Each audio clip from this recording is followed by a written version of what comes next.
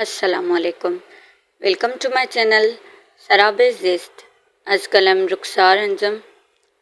رات کا وقت تھا، شیشے کی بنی لمبی بڑی ٹیبل کے گرد چاروں طرف کرسیاں پڑی تھیں جن پر وہ گھر کے سبھی فرد بیٹھ کر ڈنر کر رہے تھے۔ میں اور تمہاری ماں اس ویکینڈ پر انگلینڈ جا رہے ہیں، جنید نے کھانے کے دوران کہا۔ پھر سے؟ معاذ نے چونک کر کہا تو جنید نے سرد مہری سے اسے دیکھا۔ کیا پھر سے؟ انہوں نے اس کے کہے گئے الفاظ دہرائے۔ ڈیڈ، اگلے ہی مہینے تو آپ لوگ امریکہ سے واپس آئے ہیں اور اس ویکینڈ انگلینڈ کچھ زیادہ نہیں ہو گیا یہ؟ اس نے جسے ٹوکنے والے انداز میں کہا تو معیز نے اپنی ہنسی روکنے کے لیے اپنے منہ پر ہاتھ رکھا۔ جنید نے سخت نظروں سے اسے دیکھا اور پھر معاذ کو۔ تو تم کیا چاہتے ہو؟ اب ہم گھومیں بھی تو تم لوگوں سے پوچھ کر؟ میں نے یہ کب کہا ڈیڈ؟ معاذ کے لہجے میں بیزاری واضح تھی۔ نہیں تو پھر تم نے کیا کہا؟ اب تم اتنے بڑے ہو گئے ہو کہ تمہیں ہمارے گھومنے پر اعتراض ہے؟ ہمارے پاس اپنا پیسہ ہے، ہم جب چاہیں جیسے چاہیں جہاں چاہیں گھومیں۔ وہ آنکھیں بڑی کیے اسے غصے سے کہہ رہے تھے۔ Dad, it's not a big matter, آپ بات کو غلط رنگ دے رہے ہیں۔ میں نے جسٹ کہا کہ آپ اگلے ہی مہینے گئے، بلکہ اگلے ہی نہیں، آپ اور موم پچھلے 1 سال سے ہر مہینے جاتے ہیں گھومنے۔ ہم نے آپ کو کبھی منع نہیں کیا اور ہم یہ بھی جانتے ہیں کہ آپ کے پاس بہت پیسے ہیں اور آپ اپنے پیسوں سے ہی گھومنے جاتے ہیں۔ اس نے آپ پر زور دے کر کہا تو جیسے ان کا غصہ اور ہوا کو چھو گیا۔ بکواس بند کرو اپنی، زبان لڑاتے ہو اپنے باپ سے، شرم نہیں آتی؟ اس لیے تمہیں پیدا کیا تھا کہ بڑے ہو کر ہم سے مقابلہ کرو۔ ان کی کہی گئی بات پر معاذ انہیں دم بخود دیکھتا رہا۔ ان کا چہرہ غصے سے سرخ ہو رہا تھا۔ معاذ نے گہرا سانس لیا۔ اپنے باپ کے آگے بولنا فضول تھا۔ وہ جانتا تھا وہ غلط ہو کر بھی خود کو صحیح قرار دیتے ہیں کیونکہ وہ خود کے بارے میں کوئی بات برداشت نہیں کر پاتے۔ وہ غصے کے پہلے کم تیز تھے پر عمر بڑھتی جا رہی تھی اور دن رات شراب سگریٹ پینے کی وجہ سے وہ چڑچڑے رہتے تھے۔ انہیں اپنے بچوں میں سے کسی کے ساتھ لگاؤ نہیں تھا اور نہ انیتا کو تھا۔ دونوں ہسبینڈ وائف اپنی زندگی ایسے گزارتے تھے جسے ان کی کوئی اولاد نہ ہو۔ کھانے سے فری ہو کر معیز باہر اپنے دوستوں کے ساتھ چلا گیا تھا۔ انیتا اور جنید بھی اپنے دوستوں کے ساتھ کہیں باہر لانگ ڈرائیو کے لیے نکلے تھے۔ جنید آزاد ترین خیالات رکھتا تھا۔ اس کے نزدیک بیویوں کو گھر پہ رکھنا، ان سے کام کروانا بے معنی تھا۔ اس لیے انیتا سے شادی کے بعد اس نے اسے پوری آزادی دی تھی کہ وہ جہاں چاہے جا سکتی ہے۔ وہ جہاں سے شادی کر کے آئی تھی ان کے گھر کا ماحول ایسا نہیں تھا، پر پھر اپنے شوہر کے ساتھ رہ کر ان کی سوچ اور خیالات بھی بدل گئے تھے۔ وہ باہر گارڈن میں کاؤچ پر بیٹھا چائے پی رہا تھا، ساتھ ہی کسی سوچوں میں گم تھا۔ اس کی سوچوں کا سلسلہ ٹوٹا جب کسی نے اسے پکارا۔ بھائی، ایک بات پوچھوں؟ ایزل اس کے سامنے والے کاؤچ پہ آ کر بیٹھی۔ اس نے اپنی سوچوں کو جھٹکا اور اس کی جانب دیکھا۔ پوچھو۔ اس نے چائے کا کپ اپنے منہ سے لگایا۔ کیا سب کے ماں باپ ہمارے ماں باپ کی طرح ہوتے ہیں؟ ایزل نے معاذ کی طرف دیکھ کر پوچھا تو معاذ چند پل اسے دیکھتا رہا، پھر سر جھٹکا۔ نہیں، سب کے ماں باپ ہمارے ماں باپ کی طرح نہیں ہوتے، اس نے کہا اور آسمان میں تاروں کو دیکھنے لگا۔ پھر ہمارے ماں باپ ایسے کیوں ہیں؟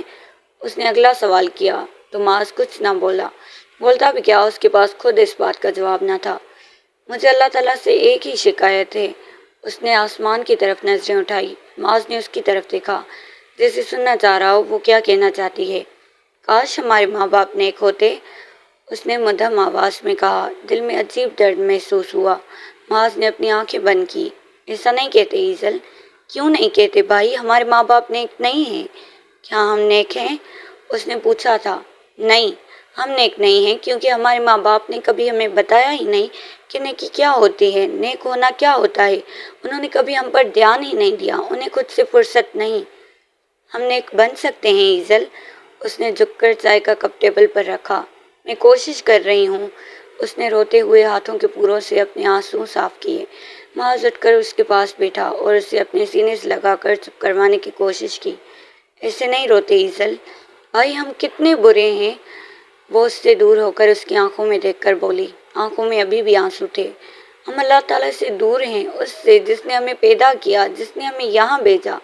ہم اس ذات سے اتنے دور ہیں۔ ہم تو انسان بھی نہیں ہیں بھائی، ہم میں انسانیت نہیں ہے۔ کیا ہم جانتے ہیں کیا ہوتی ہے انسانیت؟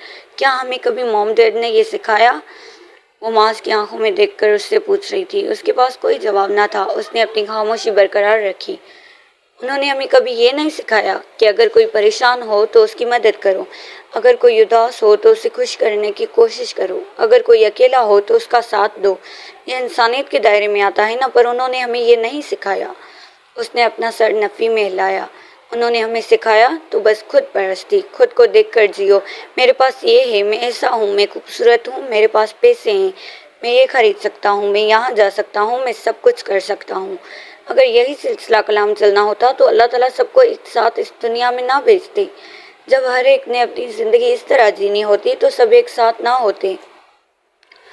جو جیسا ہے ہم اسے بدل نہیں سکتے ایزل۔ نہ جانے کتنے بچے ہوں گے جن کے ماں باپ ہمارے ماں باپ کی طرح اپنے بچوں پر دھیان نہیں دیتے، پر اللہ تعالیٰ نے ہمیں عقل اور سمجھ دی ہے۔ بے وقوف ہوتا ہے وہ شخص جو غلط جان کر بھی غلط کا انتخاب کرے۔ ہر کوئی اپنا حساب خود دے گا، ماں باپ کا الگ حساب ہوگا۔ ہمارا ان کے بارے میں اس طرح بات کرنا درست نہیں، بلکہ اللہ تعالیٰ کو بھی پسند نہیں، کیونکہ وہ ہمارے ماں باپ ہیں، جیسے بھی ہیں، پر ہیں تو صحیح نا۔ اگر وہ غلط ہیں اور ہم جانتے ہوئے بھی غلط کے پیچھے چل پڑیں تو ہم بھی ان کا راستہ اپنا لیں گے، ہم بھی ان کی طرح ہی بھٹک جائیں گے۔ پر چونکہ اللہ تعالیٰ نے ہمیں عقل اور سمجھنے کی صلاحیت دی ہے تو ہمیں چاہیے کہ ہم اس کا استعمال کر کے سیدھے راستے پر چلیں، وہ راستہ جو صراط مستقیم کا راستہ ہے، جو سیدھا راستہ ہے۔ معاذ نے پیار سے اسے سمجھایا تو وہ مسکرا کر سر ہلا گئی۔ 18 سال کی تھی وہ اپنی عمر سے زیادہ میچور تھی۔ وہ ایسے ماحول میں رہ کر بھی ایسی نہیں بن پائی تھی۔ بے شک ہر چیز اللہ کے ہاتھ میں ہے، وہ جسے چاہے اپنی طرف بلائے۔ رات کا پہر تھا، تقریباً رات کے 2 بج رہے تھے۔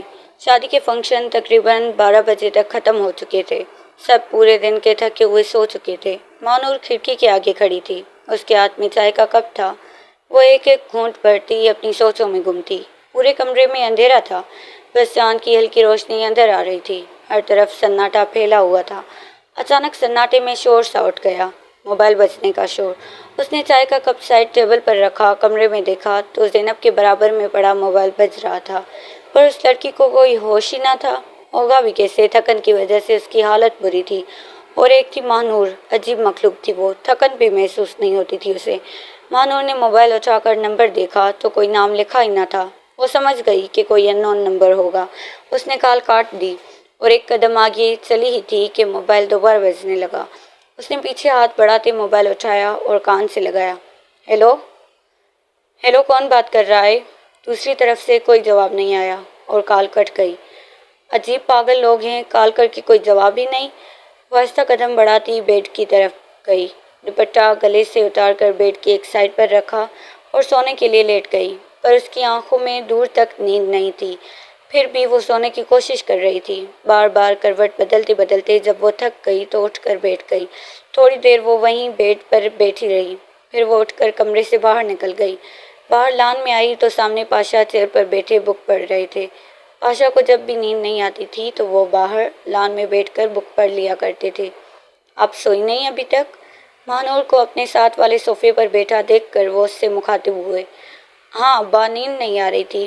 پھر بھی آپ کو آرام کرنا چاہیے، سارا دن شادی کے کاموں میں گزر گیا اور اس وقت تک جاگیں گی تو آپ کی طبیعت خراب ہوگی۔ پاشا نے نصیحت کی۔ جی ابا۔ ماہنور کچھ دیر سے ہی خاموش بیٹھی رہی، پھر کچھ سوچتے ہوئے بولی۔ ابا، لڑکا لڑکی کا ریلیشن شپ اسلام میں حرام ہے نا؟ ہاں بالکل، جو ایسے گندے ریلیشن شپ میں مبتلا ہوتے ہیں اللہ تعالیٰ انہیں پسند نہیں کرتے۔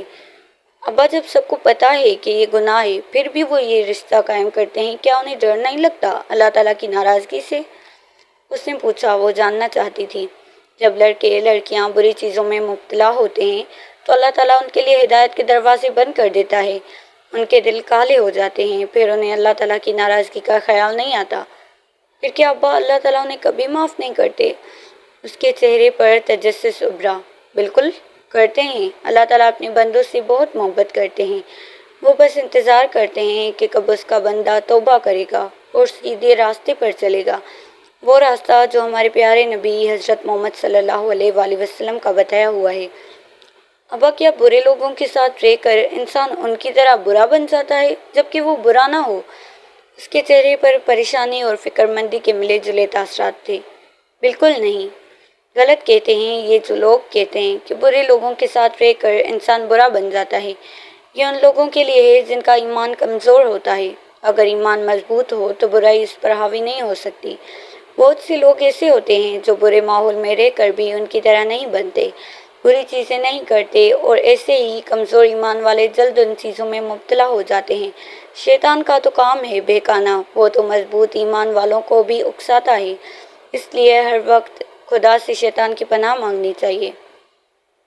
ابا جو بری چیزوں میں مبتلا ہوں، کیا انہیں سمجھا نہیں سکتے کہ وہ ایسا نہ کرے؟ کیا ہم انہیں ہدایت دے سکتے ہیں؟ بالکل دے سکتے ہیں۔ ہمارے نبی حضرت محمد صلی اللہ علیہ وآلہ وسلم بھی ہدایت دیا کرتے تھے۔ آپ لوگوں کو ہدایت دیں، اچھی باتیں بتائیں، یہ تو صدقہ جاریہ ہے۔ پر ایک بات یاد رکھیے کہ اگر کوئی آپ کے ایک دو بار سمجھانے پر نہ سمجھے تو اسے چھوڑ دیں اور سمجھ جائیں کہ وہ بندہ برائی کے اس موڑ پر ہے جہاں کوئی اس کے ساتھ اچھائی کرے گا تو وہ اسے برا سمجھے گا، کیونکہ وہ گمراہ ہو چکا ہے، اور وہ تب تک سیدھے راستے پر نہیں آئے گا جب تک اللہ تعالیٰ انہیں اپنی طرف نہ بلا لے۔ کچھ بندوں کی نیند ایسی ہوتی ہے کہ وہ تھوڑی آہٹ پر اٹھ جاتے ہیں، اور کچھ کی نیند گہری ہوتی ہے کہ انہیں جگانے کے لیے زور سے آواز دینی پڑتی ہے، اور کچھ کی اس سے بھی زیادہ گہری ہوتی ہے کہ انہیں جھنجھوڑ کر اٹھانا پڑتا ہے۔ ایسے ہی ہم جب کسی کو ہدایت دیتے ہیں تو کچھ جلدی ان ہدایات کو قبول کر دیتے ہیں، اور کچھ سنی انسنی کر دیتے ہیں، اور کچھ ہدایات پر کان ہی نہیں دھرتے۔ اس لیے ایسے لوگوں پر ہمیں وقت ضائع نہیں کرنا چاہیے۔ مجھے یقین ہے آپ پر کہ آپ کبھی ایسا راستہ نہیں اپنائیں گی جہاں صرف ذلت اور رسوائی ملتی ہے۔ بادشاہ مانور کے سر پر ہاتھ رکھ کر یقین سے بولے، کبھی بھی نہیں ابا، میں کبھی اللہ تعالیٰ کو ناراض نہیں کروں گی، اور نہ ہی آپ کو۔ وہ پرسکون انداز میں بولی، مجھے یقین ہے آپ پر۔ چلے اب سونے جائیں، بہت دیر ہو گئی ہے۔ بادشاہ بھی جانے کے لیے اٹھے۔ جی ابا۔ مانور اپنے کمرے میں آ گئی اور چادر اوپر ڈالے آنکھیں بند کر کے سو گئی۔ وہ اکثر جب یہاں ہوتی تھی تو اپنے ابا سے باتیں کیا کرتی تھی۔ وہ بچپن سے اپنے ابا کے زیادہ قریب تھی، اور دور یونیورسٹی پڑھنے کے لیے بھی پاشا نے اسے بھیجا تھا تاکہ وہ ڈاکٹر بن جائے، جو کہ پاشا کا خواب تھا کہ اسے ڈاکٹر بنتے ہوئے دیکھے۔ تو پھر تم نے کیا سوچا؟ اس نے آئی برو اچکاتے سوالیہ انداز میں پوچھا۔ وہ سامنے چیئر پر ٹیک لگائے بیٹھا تھا، جیسے کچھ سوچ رہا ہو۔ کس بارے میں؟ اس نے یکدم اس کی طرف دیکھ کر پوچھا۔ فخر صاحب کے ساتھ ڈیل کرو گے؟ ہاں سوچ رہا ہوں، بٹ کچھ ڈاؤٹس ہیں مجھے۔ وہ کچھ سوچتے ہوئے بولا، کیسے ڈاؤٹس؟ وہ زید کی طرف متوجہ ہو چکا تھا۔ زید نے ریسیور کان سے لگایا۔ 2 کپ کافی بھجوائیں۔ یہ کہتے اس نے ریسیور رکھ دیا اور اس کی طرف متوجہ ہوا جو اس کے سامنے چیئر پر بیٹھا تھا۔ ان کی کمپنی کا نام ایکلپس انٹرپرائز ہے۔ اس نے مجھے لگژری ریزیڈنشل پروجیکٹ میں انویسٹ کرنے کی آفر کی ہے۔ وہ مجھے 50% شیئر دے رہا ہے، اور ہمارا شیئرنگ پروفٹ پہ کام ہوگا۔ پر مجھے عجیب بات یہ لگی کہ اس نے کہا میں اپنا پورا بزنس داؤ پر لگا دوں۔ اگر بزنس سکسیسفل ہوا تو ہم دونوں کو فائدہ ہوگا۔ وہ اپنے ہونٹوں پر زبان پھیرے کچھ سوچتے ہوئے بول رہا تھا۔ داؤ پر لگانا مطلب کہ تمہارا پورا بزنس رسک پر ہوگا؟ عمار نے احتجاجاً پوچھا۔ ہاں، اس نے دو ٹوک انداز میں کہا، لیکن اگر پروجیکٹ فیل ہوا تو تمہارا پورا بزنس خطرے میں پڑ سکتا ہے۔ عمار فکرمند نظروں سے اسے دیکھ رہا تھا، جیسے اسے دیکھ کر ہی سب کچھ جان لے گا۔ ہاں یہی تو میں سوچ رہا ہوں، مجھے لگتا ہے کہ یہ ڈیل مجھے ہائی رسک ہائی ریوارڈ کی سچویشن میں ڈال سکتی ہے۔ اس نے ایک سرد آہ بھری۔ ہاں اس بارے میں تمہیں احتیاط سے سوچنا چاہیے۔ تمہیں ڈیو ڈیلائنس کرنی ہوگی اور مارکیٹ انالائسس بھی کرنی ہوگی، عمار نے صلاح دینے والے انداز میں کہا۔ میں بھی یہی سوچ رہا ہوں، مجھے فائنینشیل پروجیکٹس اور رسک اسسمنٹ کرنی ہوگی، اور اگر پروجیکٹ فیل ہو گیا تو میرا پورا بزنس خطرے میں پڑ سکتا ہے۔ میں اپنا انویسٹمنٹ پورٹ فولیو بھی لوز کر سکتا ہوں۔ اس کے لہجے میں ایک بوجھل پن تھا۔ وہ اپنے ہاتھوں کو مسلنے لگا۔ تمہیں کیش فلو کی پرابلم ہو سکتی ہے، اور روئے بھی نیگیٹو ہو سکتا ہے، اس لیے تمہیں سوچ سمجھ کر فیصلہ لینا ہوگا۔ عمار نے اسے نصیحت کی۔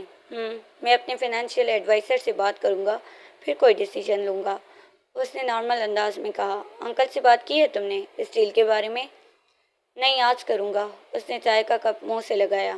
زید ایک ایمبیشیس اور ڈیڈیکیٹڈ پروفیشنل ہے۔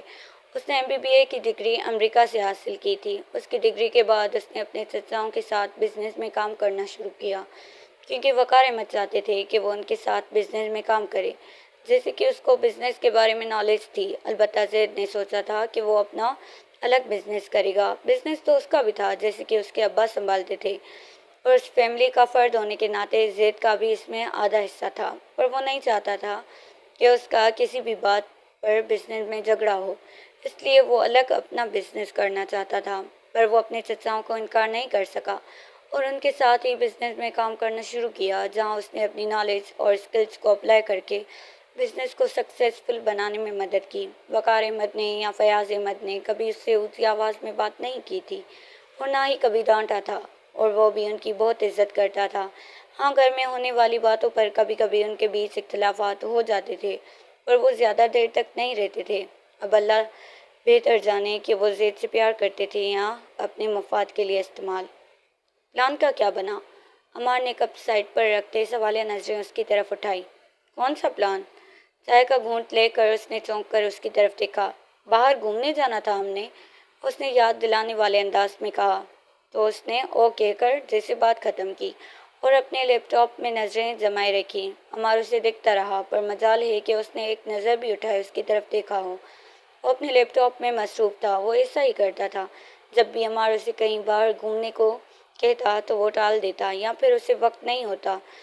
خود تو وہ اس سے ملنے نہیں جاتا تھا، پر جب وہ آ جاتا تب بھی حال چال پوچھ کر وہ اپنے کام میں مصروف ہو جاتا تھا، اور عمار بیچارہ ہر بار منہ بنائے چلا جاتا تھا جیسے ناراض ہو۔ پر مجال ہے کہ اس نے ایک بار بھی فون کر کے منایا ہو۔ اگلے ماہ انہوں نے پلان بنایا تھا کہ کہیں باہر گھوم آئیں گے، وہ بھی عمار نے کہا تھا، اور اس پر زید نے حامی بھی بھری تھی، اور اب تو 1 ماہ ہو گیا تھا۔ عمار کو اپنا سوچا ہوا پلان خطرے میں جاتا ہوا محسوس ہوا، جیسے اس کے تاثرات تھے، پر وہ بھی اپنی بات منوانے میں ماہر تھا۔ اس بار اس نے کہاں چھوڑنا تھا۔ کچھ دیر ایسے ہی اسے گھور کر اچانک خیال آنے پر وہ آہستہ سے آگے کو ہوا اور اپنے ہاتھ دھیرے سے آگے بڑھا کر اس کا لیپ ٹاپ بند کر دیا اور پیچھے ہو گیا۔ اچانک ہونے والے عمل پر زید نے چونک کر اس سے دیکھا۔ عمار کی جگہ کوئی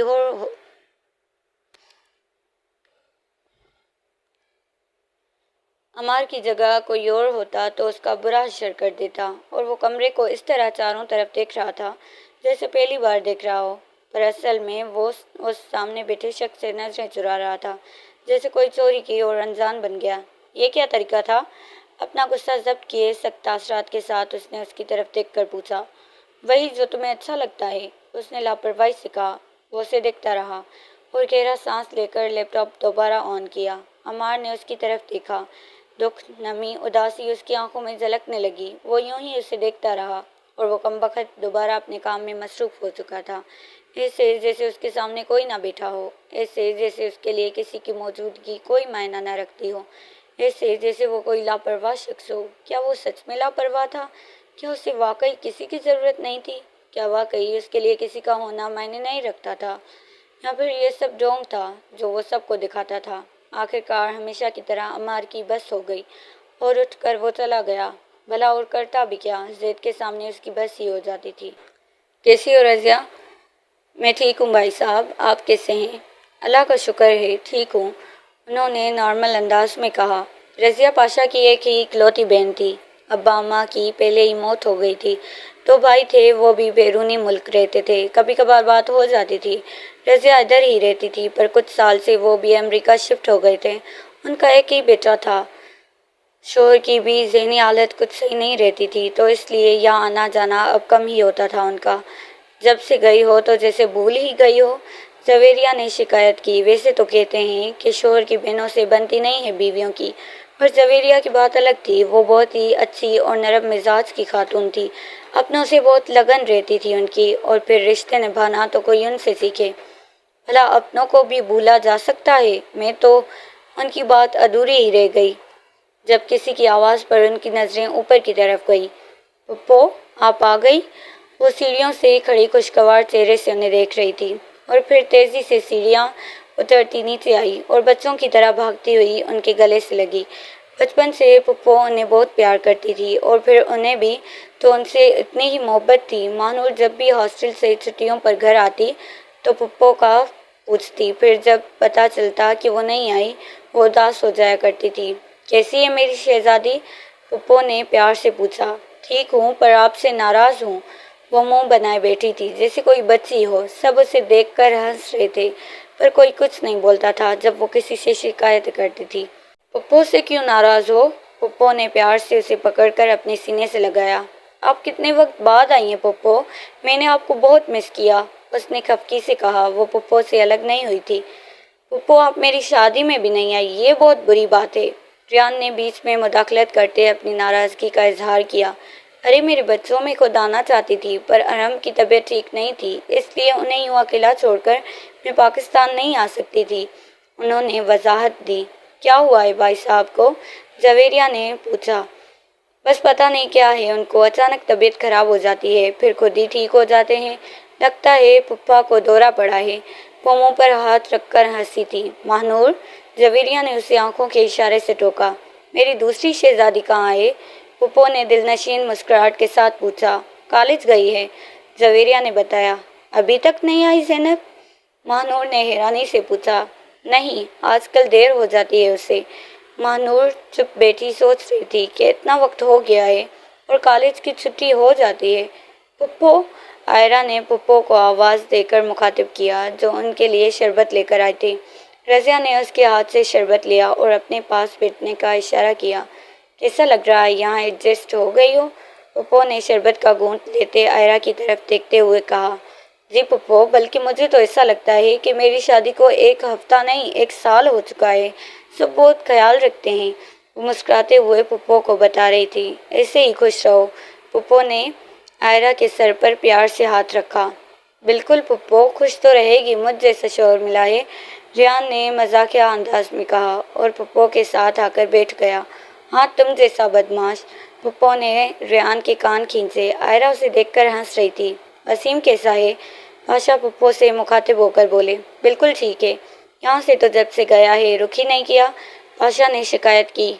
ہاں، کام سے فرصت ہی نہیں ملتی اس کو، اور پھر اس بار تیاری ہے اس کی آنے کی، پپو نے کہا تو پاشا نے بس سر ہلایا۔